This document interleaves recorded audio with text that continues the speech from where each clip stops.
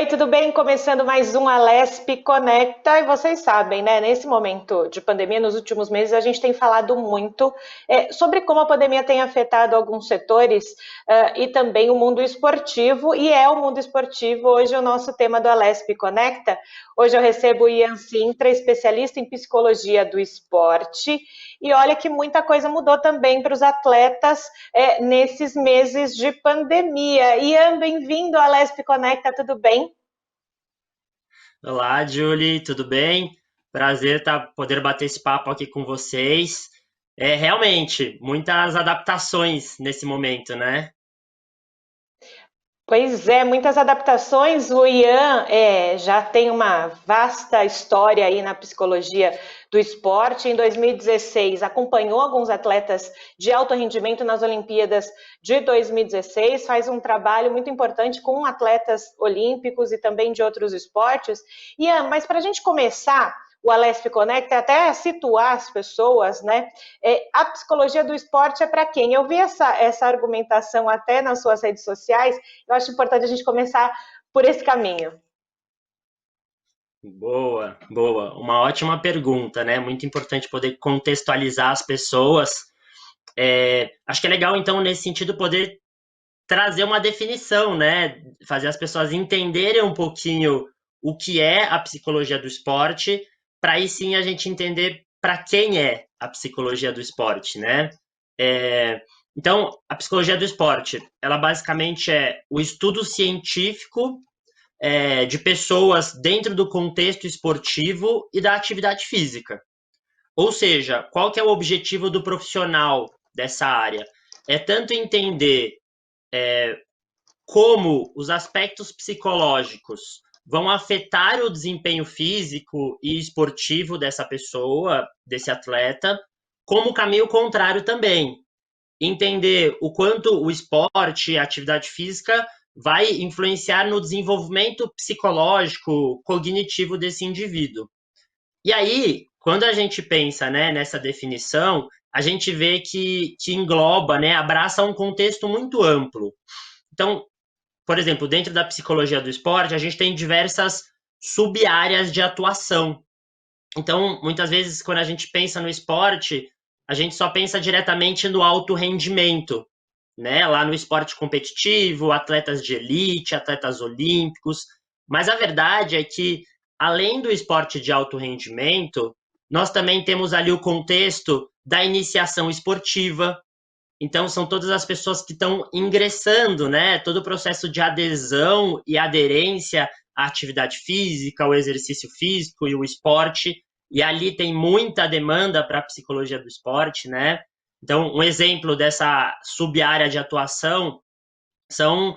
É, tem certas pesquisas que mostram, né, que as pessoas ingressam numa atividade física e param antes dos primeiros 3 meses, né? Então, quantos de nós já não começamos, buscamos hábitos mais saudáveis, dentre eles, né, a inserção ali da atividade física, do exercício físico, mas a gente não dá continuidade, muitas vezes por uma questão de motivação, de organização de rotina, de disciplina e etc. Então, a psicologia do esporte vai poder ajudar nesse sentido, ou seja, atendendo um público geral, né? Tem ali também a reabilitação, então vai desde pessoas com deficiência até obesos, cardiopatas, ou atletas mesmo lesionados, enfim. A gente tem a área também de projetos sociais. Então, o projeto social é muito a ideia de você poder usar o esporte como ferramenta, então ele vai ser um meio, né, para a inserção muitas vezes de pessoas que vivem em situação de vulnerabilidade social, para poder trazer essas pessoas para o esporte, trabalhar muitos conceitos, desde cidadania, saúde mental, saúde física, bem-estar, né, até dar uma nova oportunidade, mostrar boas opções, né, de caminhos a seguir durante a vida dessas pessoas. Tem o próprio parte do ensino e pesquisa, né? Então aí os diversos cursos, pós-graduações, etc, ligadas a essa área de atuação. E como também um setor que tem crescido muito, que chamamos de prática de tempo livre, que se assemelha muito ao que eu falei ali da iniciação esportiva, mas muitas vezes na iniciação esportiva a pessoa inicia uma modalidade pensando em se tornar um atleta. Já a prática de tempo livre pode ser atletas amadores, por exemplo, né? Então, entendendo um pouquinho, né, de como é que a psicologia do esporte Uhum. funciona, estudando tanto a mente humana dentro desse contexto, como os diversos fenômenos que ocorrem dentro desse contexto. Então, a gente discute ali desde racismo, machismo e assuntos, né, da atualidade dentro do contexto do esporte, como também uma discussão muito Uhum. forte sobre o quanto a pandemia afetou esse contexto. Então, acho que deu Pois para é, dar uma passada por tudo, né? e a gente vê o quanto é rico, né? E você falando, talvez muita gente começou a assistir o programa, imaginou que fosse algo só com relação ao esporte de alto rendimento, algo não tão palpável para as pessoas no dia a dia. E a gente Uhum, vê que uhum, nós também, né, que fazemos uma atividade física, que vai para a academia, ou corre no parque, ou corre na rua, agora voltando, né, todo mundo nesse momento de atividade física, também pode se inserir nesse contexto, né? Não é só para o atleta de alto rendimento, é para a gente, né? Vamos falar assim, para o nosso dia a dia. E quando você fala aí nessa sua fala final da pandemia, a gente ouviu alguns psicólogos, especialistas em outras áreas também, falando sobre o que talvez fique de mais latente desse momento de pandemia, que é a saúde mental, né? No sentido como as pessoas elas estão reagir e vão reagir no pós-pandemia, né? Vamos colocar assim, nós, pessoas normais, né, que temos que enfrentar ali também o nosso dia a dia de trabalho, as nossas questões de casa, estamos sendo impactados de um modo. Além disso, você pega uhum, aí os atletas que têm como trabalho o ser atleta, né? Eu imagino que tenha sido um impacto muito grande, porque o atleta, ele precisa ir para o seu local de treinamento, né? Você pega, por exemplo, os ginastas, você trabalha muito bem com eles, né? Trabalhou com o Diego Hipólito ali em 2016, com a Daniele também nas Olimpíadas, precisa ali do seu contexto dentro do ginásio, né? O atleta de vôlei, de handball tem o seu ginásio, a sua quadra, de futebol também. uhum, Como que os atletas passaram e estão passando por isso, né? De você não tem mais o seu espaço de treinamento. uhum. Não, realmente, com certeza, né? Foi uma mudança muito pesada para a maioria desses atletas. É, tanto essa questão de perder as condições ideais de treinamento, né? Então, sentiram muito, tiveram que desenvolver muito essa habilidade de adaptação, essa adaptabilidade. Então, muitos deles que estavam acostumados a treinar num ginásio gigante tiveram que se adaptar para poder fazer um treino dentro da sua kitnet, né, do seu apartamento, que moravam ali, ou que moram ali perto do ginásio. E aí, lógico, teve que ter toda uma adaptação do treinamento em si. E essa consciência de o que é possível, o que é viável ser feito nesse momento. Aí acho que entra toda uma reflexão, né? Lógico que gerou muita ansiedade, muitas dúvidas, muitos incômodos, e foi muito um trabalho de entender o que é que temos controle. Então, acho que esse é um ponto legal, né? E aí que é um link importante tanto desses atletas de alto rendimento quanto com nós mesmos, né? Um dos grandes geradores de ansiedade nas pessoas são dois pontos, principalmente. Um deles é se preocupar com coisas das quais a gente não tem controle. Então é isso, né? A gente fica ali na dúvida o que é que vai acontecer no meu futuro, o que é que vai ser do dia de amanhã, o que é que as pessoas vão pensar de mim, será que eu vou conseguir retornar e ter bons resultados? E uma série de variáveis que, no fundo, a gente não controla. Quando é que essa pandemia vai terminar? Quando eu vou sair desse isolamento social? Como também outro link que já está ali diretamente ligado, que é a dificuldade de viver o momento presente. Então, Muito. quando a gente fala muito dessa serenidade mental, né, e aí ligada à saúde mental, essa capacidade de conseguir estar aqui, no momento presente, no aqui e agora, né?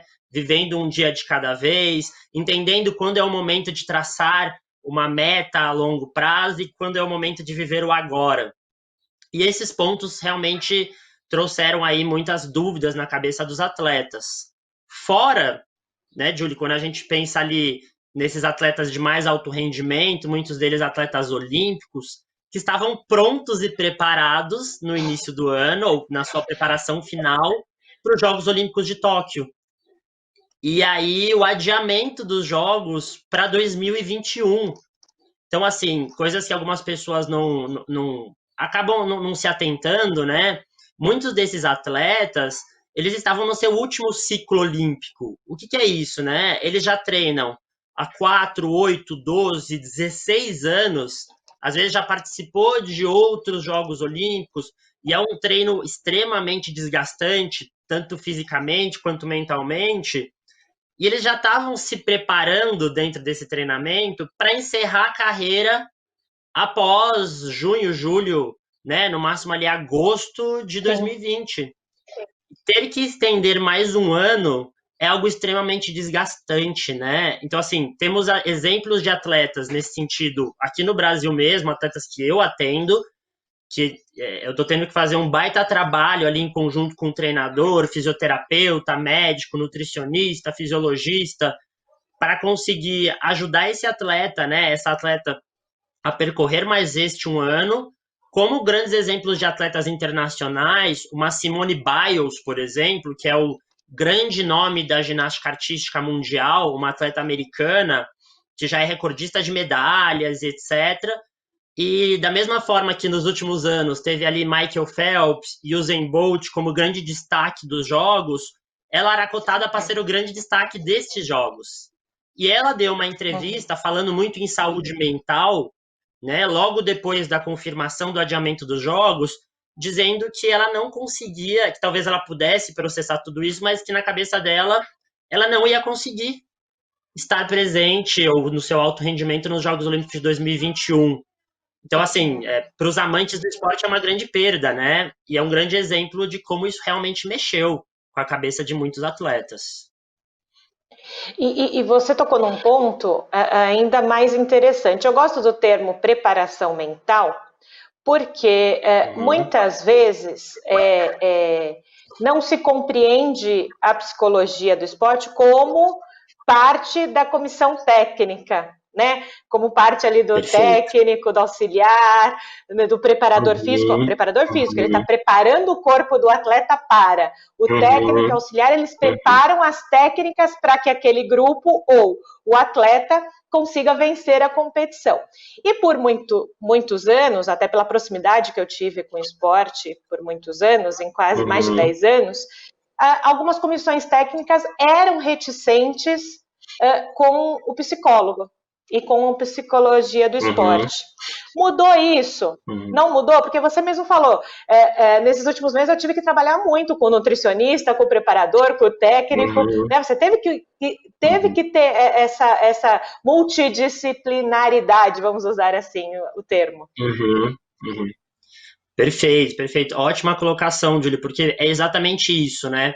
Eu acho que eu vou só contextualizar e chegar na resposta da sua pergunta.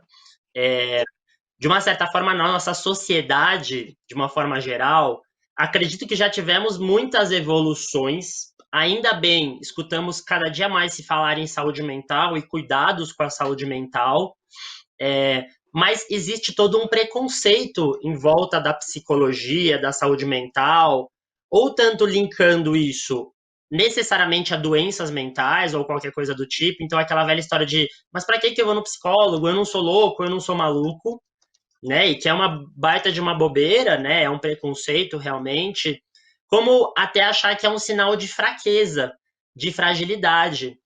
E pelo contrário, né? Eu trabalho com muitos atletas. Eu, particularmente, primeiramente, faço terapia para desenvolver autoconhecimento, desenvolver autoestima, autocontrole, autoconfiança, etc. Um desenvolvimento pessoal.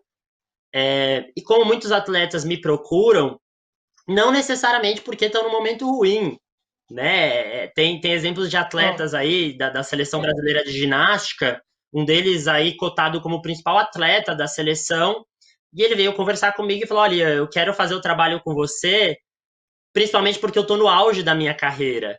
E mais difícil do que chegar aqui no topo é me manter aqui. Então, eu não quero um trabalho simplesmente de recuperação ou qualquer coisa do tipo, né? É um trabalho de preparação, de manutenção, de otimização da minha performance. E aí, dentro disso, né, acho que quebrando um pouco desses preconceitos, eu falo que é muito importante essa desmistificação da psicologia, entender que é algo que deve ser cuidado e trabalhado, como é a parte física, a parte técnica, a parte tática. E aí, da mesma forma que existe um profissional como um preparador físico para cuidar da parte física, um técnico, né, treinador que cuida da parte técnica e tática, existe um fisioterapeuta ou para fazer um trabalho preventivo ou para recuperação de lesões, um médico, um nutricionista, existe um profissional da psicologia do esporte, preferencialmente formado em psicologia, com uma especialização em psicologia do esporte, que vai poder estar tanto cuidando, sim, da saúde mental desse atleta, daquela equipe e etc., como também buscando essa mais alta performance, esse mais alto rendimento. Então, é importante mesmo quebrar essas barreiras, até os profissionais que trabalham dentro do esporte, né, entender que o psicólogo que vai estar inserido naquele contexto, ele vai estar ali para somar, ele vai estar ali para agregar o seu trabalho.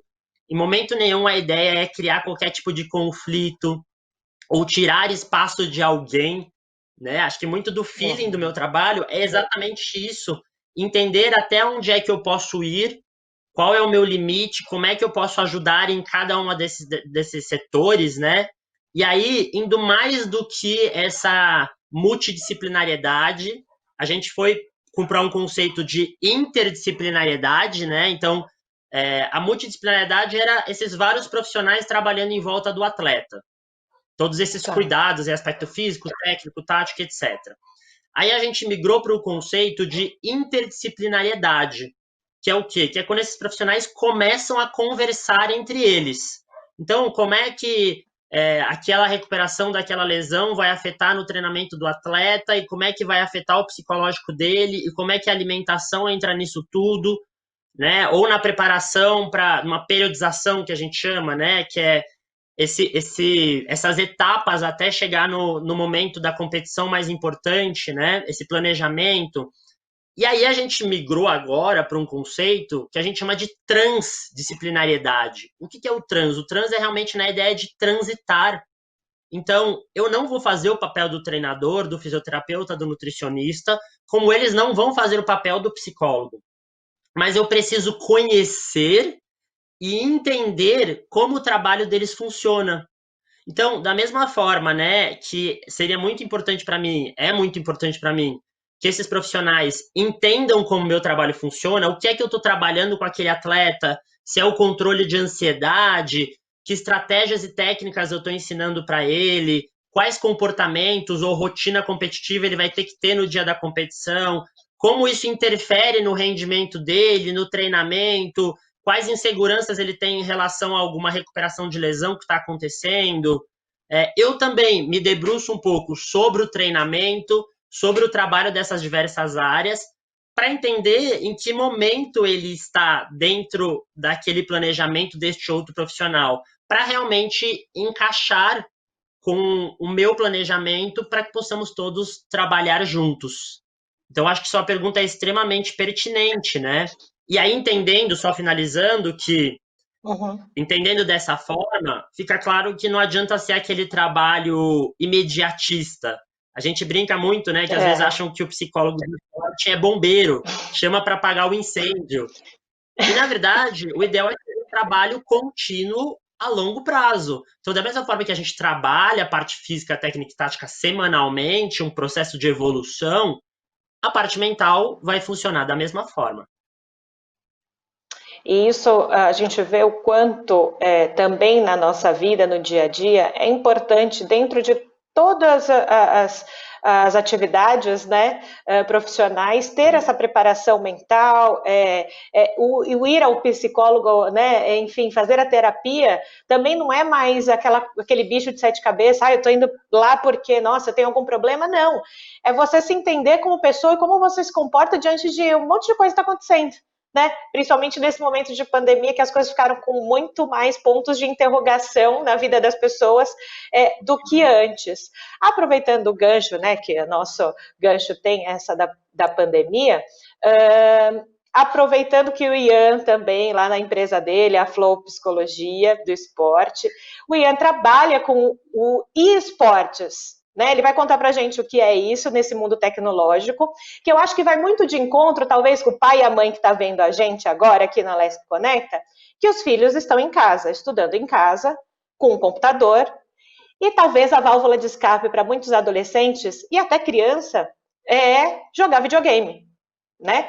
Então, eu queria que o Ian contasse um pouquinho sobre esse mundo do esporte, do e-esporte, que é uma atividade profissional do game e de outros esportes eletrônicos, e o que a gente pode trazer para esse dia a dia dos pais e mães que talvez fiquem desesperados. Meu filho não sai do computador, meu filho só está jogando. Ian, ajuda a gente. Legal, muito bom. É isso, né? Além de trabalhar com os esportes convencionais, então, como você colocou no início, trabalhei ali na preparação para os Jogos Olímpicos do Rio e atualmente trabalho com vários atletas que possivelmente estarão nos Jogos Olímpicos de Tóquio. Então, atualmente, né, Julia, eu trabalho com atletas da Seleção Brasileira de Ginástica Artística, alguns atletas da Seleção de Tênis de Mesa, badminton, atletismo. Estou como psicólogo da Seleção Brasileira de Escalada Esportiva, que estará com a modalidade teste nos Jogos Olímpicos de Tóquio, com o hóquei, entre outros atletas, enfim, e atuando também grande parte do meu tempo com os esportes. O que são os esportes? São os esportes eletrônicos, aqueles famosos games, inicialmente muito conhecidos pelo jogo no console, que é aquele videogame, né, que a gente instala, conecta à televisão, e atualmente esses jogos que entram nesse âmbito profissional sendo jogados nos computadores e mais recentemente nos celulares, com uma modalidade nova, né, chamada Free Fire, e que é aí muito difundida e espalhada entre os jovens nesse momento, principalmente no Brasil. O que acontece? Para contextualizar, né, muitas vezes existe sim um receio, em alguns momentos até um certo preconceito, no sentido literal da palavra, né, de preconceituar, estar julgando sem conhecer o que é aquilo, o que é esse fenômeno, o que isso significa. E aí, logicamente, existe os jovens que jogam por lazer, por prazer, e alguns deles, como você colocou muito bem, talvez até como uma fuga, né, ali dessa realidade, do estresse, uma válvula de escape, enfim. Como existe muitos desses jovens que trabalham com isso. Então, para vocês terem uma proporção do tamanho da coisa, porque eu acho que quando traz dados um pouco mais concretos, as pessoas têm uma noção um pouco maior, né? Só nesse ano de 2020, o contexto dos esportes eletrônicos, dos games, tiveram um investimento de 58 bilhões de dólares no mundo. A indústria dos games, ela superou a indústria do cinema, a indústria da música, dentre outras indústrias mundiais. Então, já é uma realidade, né? Existem aí campeonatos internacionais que dão premiações de $1 milhão, $5 milhões, 15 milhões de dólares de premiação. Como esses jogadores, eles trabalham dentro de empresas, a gente chama de organizações. Essas organizações, às vezes, têm diversos times. Então, vamos imaginar que fosse um clube, né? Em São Paulo, a gente tem o exemplo ali do Clube Pinheiros, Clube Paulistano e outros clubes, onde dentro do clube, que no esportes é como se fosse uma organização, uma empresa, tem ali as diversas modalidades. Então tem a natação, o nado sincronizado, o handball, o vôlei, o atletismo. Dentro dos esportes, existem esses diversos jogos E muitas dessas organizações trabalham com esses diversos times. E esses jovens, eles têm uma rotina de trabalho. Eles treinam, né, de segunda a sexta. Muitas vezes os jogos são de final de semana e de domingo, então até tem que conseguir ajustar o momento que eles podem folgar, descanso, o descanso é importante, né? Faz parte do treino também. Eles recebem salários, eles têm patrocinadores, eles têm toda uma equipe, corpo técnico por trás, como dentro de muitas modalidades olímpicas. Então tem ali o treinador, o analista de desempenho e analista de dados, fisioterapeuta, psicólogo, nutricionista e etc. E muitos desses jovens, eles sustentam a própria família com o trabalho deles dentro dos games. E aí, respondendo a sua pergunta, né? Eu acho que como tudo na nossa vida, é importante colocar alguns limites. E quando o seu filho, as pessoas com quem você acaba educando, coordenando e etc., né? Precisam também ter ali suas responsabilidades. Então, quando sempre me perguntam alguns pais, né? Mas eu deixo meu filho ficar jogando à vontade, né? Não, peraí, vamos entender qual é a prioridade dele no momento, o que é importante, né? Não dúvida alguma, pensando nos jovens, nas crianças, o estudo é fundamental, essa é a prioridade, certo? Mas existe também vantagens de deixar o seu filho jogar videogame. Então você pode definir um horário específico, combinar com ele um horário onde ele possa estar jogando. Olha, filho, então você vai jogar 1 hora por dia, 2 horas por dia, 3 horas por dia. E aí depende muito disso, né? Se ele está jogando simplesmente por lazer, se é um momento de prazer e de válvula de escape, ou se é alguém até buscando, é alguém que tem ali uma aptidão, né, um dom e está buscando evoluir para buscar esse mundo profissional e que atualmente já é uma realidade. Existem muitos jovens aí que sustentam a família com isso. E é mais uma coisa para a gente tirar o rótulo, né? Como a gente falou de outras questões, né? Também tirar o rótulo, né? E também os pais têm que ter, claro, essa sensibilidade com os seus filhos. Ian, eu falo quando o bate-papo é bom, ele acaba muito rápido. A gente está terminando o Alesp Conecta de hoje.